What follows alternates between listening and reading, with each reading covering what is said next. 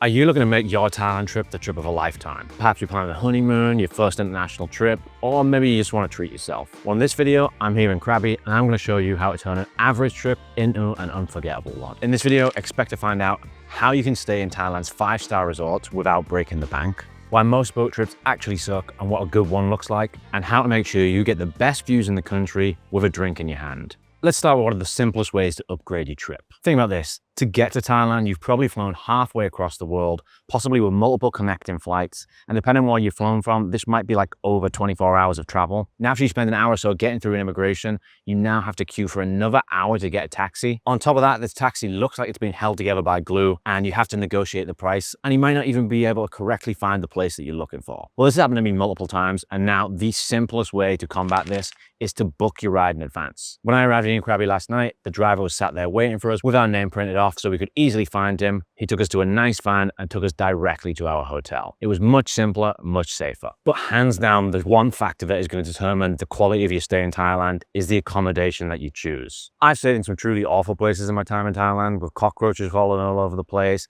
noise from the bars next door, and it really just affects the quality of your trip. But trust me, there are some of the best hotels in the world here in Thailand, and you don't have to break the bank to stay here. I think one of the biggest misconceptions people have when planning their trip to Thailand is how cheap it's going to be. Some people still have this idea that it's going to be one of the cheapest countries in the world and that they can stay in luxury for dirt cheap. However, I don't think that's the case anymore, but you don't need to break the bank to do it. Ironically though, the best deals are to be had on the higher end of the spectrum. That sounds counterintuitive. How can the more expensive places actually be the most cost effective? If you're looking at the mid-range budget, you kind of get quite unimpressive hotels sometimes. Sometimes they can be okay, but quite often they're not really that impressive. But if you're willing to pay that little bit more, usually you can get somewhere like this, which I'll show you around in a second. But if you think about it, there's hotels here that cost just a few $100s per night, and you would never be able to afford them anywhere else in the world. So let me show you around a little bit this hotel that I'm staying at here in Krabi.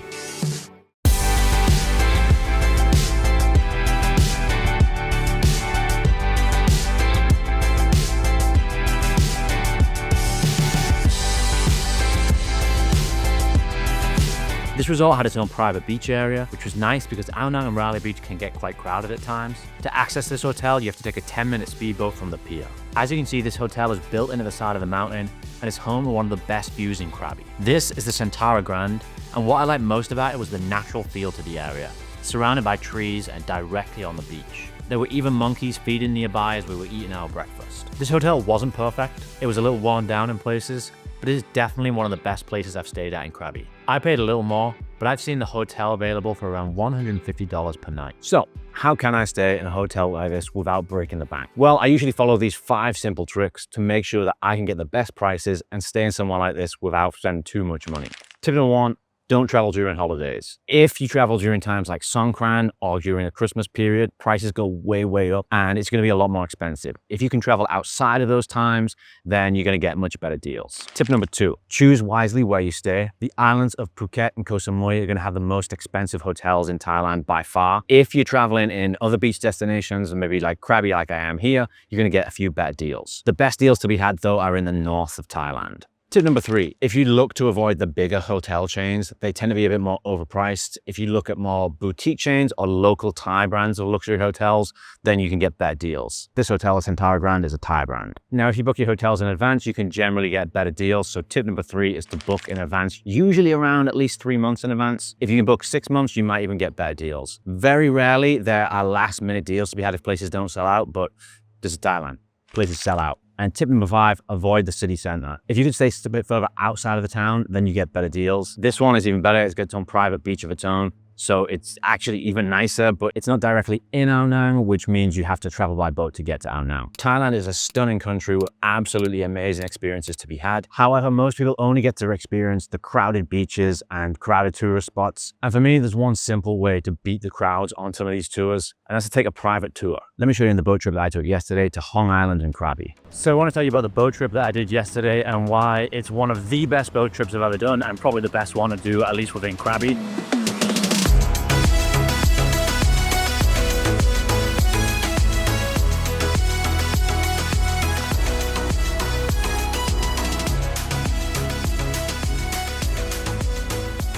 So the first thing you want to notice is like the quality of the boat itself. Now, I've been on some tours where they use like a pretty dingy longtail boat, and not only that, they're going to ram it full of people. This one has, well, it just looked a lot nicer, first of all, and it had lots of nice touches like fruit. It had a cooler for us to drink cool water, and it had speakers so we could play music as we were on the boat as well. Now, I've been on some other tours where like the boat is pretty janky and they don't even really have life jackets for everyone, so it feels a little bit dangerous as well. But this was a private tour, so we got to dictate how many people were on the boat, which was just me and my family there. Whereas if you kind of taken the standard boat tours, they're going to fill that with as many people as possible. It's going to be pretty crowded. You're not going to have a lot of space and a lot of time to take pictures, etc. But actually, the worst aspect of it is not just that they're going to fill the boat up, it's that when these big boat tour companies, they're going to round you up. You can see them every morning on Ao Nang Beach.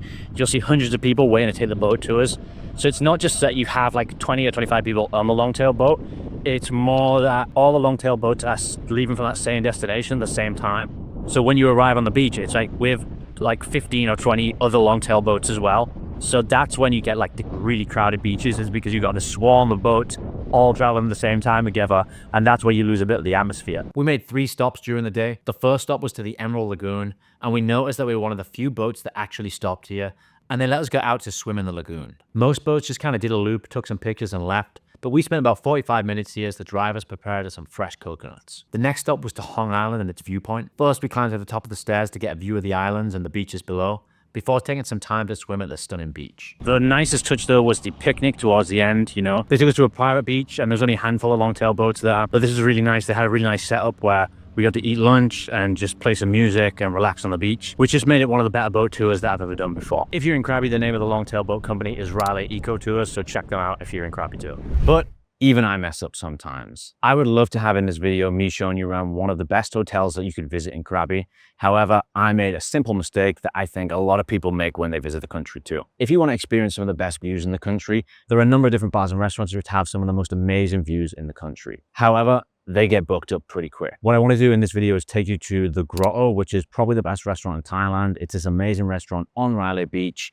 The beach is stunning, it has great sunsets, and it's set inside a cave, so it looks really, really beautiful. However, when I called to make a reservation a day in advance, they told me it was fully booked and you couldn't get a seat. So I've ended up missing out on one of the best restaurants in Krabi. Now, this is what I think would have been one of the best restaurants in Krabi, but it's quite easy to find some of these resorts and places around Thailand. If you look for sunset bars or sunset restaurants around the islands of Phuket or Koh Lanta, you can find some amazing places. But often they're quite popular, so you need to call in advance. Obviously, you don't need to eat in the fanciest and finest restaurants the whole time that you're here, but I think it's worth doing at least once on your trip. So that's something that you might need to do to plan ahead for. But these aren't the only ways that you can make your trip a great trip. Check out this video here to find out the 40 lessons I've learned from my 9 years traveling in Thailand.